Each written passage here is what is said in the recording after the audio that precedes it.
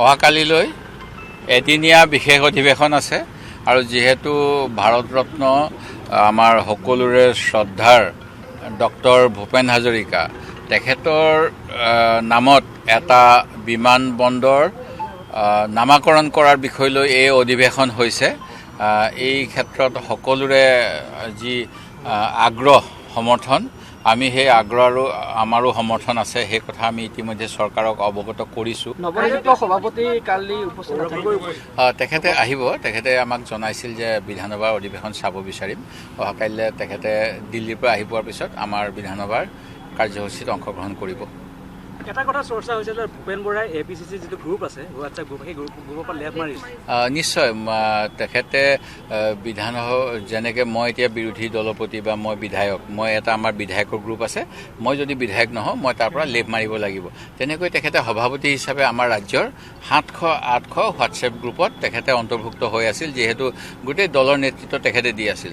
সদ্যহতে তেখেত যিহেতু প্ৰদেশ কংগ্ৰেছৰ সভাপতি নহয়, গৌৰৱ গগৈ সেই সকলো গোটত সভাপতি হিচাপে অন্তৰ্ভুক্ত হ'ব আৰু কিছুমান গোটৰ পৰা ভূপেন বৰা ডাঙৰীয়াই লেফ মাৰিব। অহাকালিলৈ এদিনীয়া বিশেষ অধিৱেশন আছে আৰু যেহেতু ভাৰত ৰত্ন আমাৰ সকলোৰে শ্ৰদ্ধাৰ ডক্টৰ ভূপেন হাজৰিকা তেখেতৰ নামত এটা বিমানবন্দৰ নামাকৰণ কৰাৰ বিষয় লৈ এই অধিৱেশন হৈছে।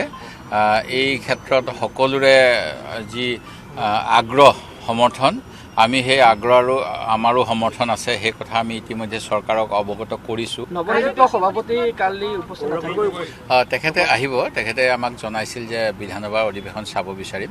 অহাকাইলৈ তেখেতে দিল্লীৰ পৰা আহি পোৱাৰ পিছত আমাৰ বিধানসভাৰ কাৰ্যসূচীত অংশগ্ৰহণ কৰিব।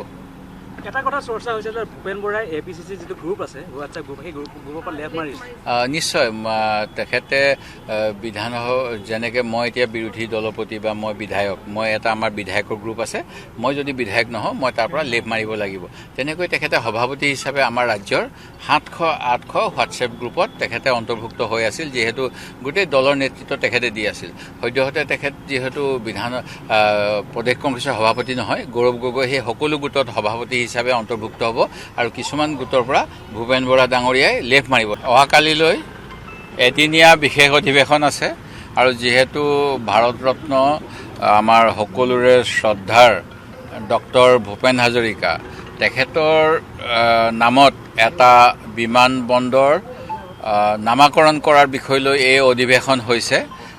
এই ক্ষেত্ৰত সকলোৰে যি আগ্ৰহ সমৰ্থন আমি সেই আগ্ৰহ আৰু আমাৰো সমৰ্থন আছে সেই কথা আমি ইতিমধ্যে চৰকাৰক অৱগত কৰিছোঁ। নৱনিযুক্ত সভাপতি কালি উপস্থিত তেখেতে আহিব। তেখেতে আমাক জনাইছিল যে বিধানসভাৰ অধিৱেশন চাব বিচাৰিম। অহাকাইলৈ তেখেতে দিল্লীৰ পৰা আহি পোৱাৰ পিছত আমাৰ বিধানসভাৰ কাৰ্যসূচীত অংশগ্ৰহণ কৰিব। এটা কথা চৰ্চা হৈছে যে ভূপেন বৰাই APCC যিটো গ্ৰুপ আছে হোৱাটছএপ গ্ৰুপ সেই গ্ৰুপৰ পৰা লেফ মাৰিছে। নিশ্চয় তেখেতে বিধানসভা যেনেকৈ মই এতিয়া বিৰোধী দলপতি বা মই বিধায়ক, মই এটা আমাৰ বিধায়কৰ গ্ৰুপ আছে, মই যদি বিধায়ক নহওঁ মই তাৰ পৰা লেফ মাৰিব লাগিব। তেনেকৈ তেখেতে সভাপতি হিচাপে আমাৰ ৰাজ্যৰ 700-800 হোৱাটছএপ গ্ৰুপত তেখেতে অন্তৰ্ভুক্ত হৈ আছিল, যিহেতু গোটেই দলৰ নেতৃত্ব তেখেতে দি আছিল। সদ্যহতে তেখেত যিহেতু প্ৰদেশ কংগ্ৰেছৰ সভাপতি নহয়, গৌৰৱ গগৈ সেই সকলো গোটত সভাপতি হিচাপে অন্তৰ্ভুক্ত হ'ব আৰু কিছুমান গোটৰ পৰা ভূপেন বৰা ডাঙৰীয়াই লেফ মাৰিব লাগিব।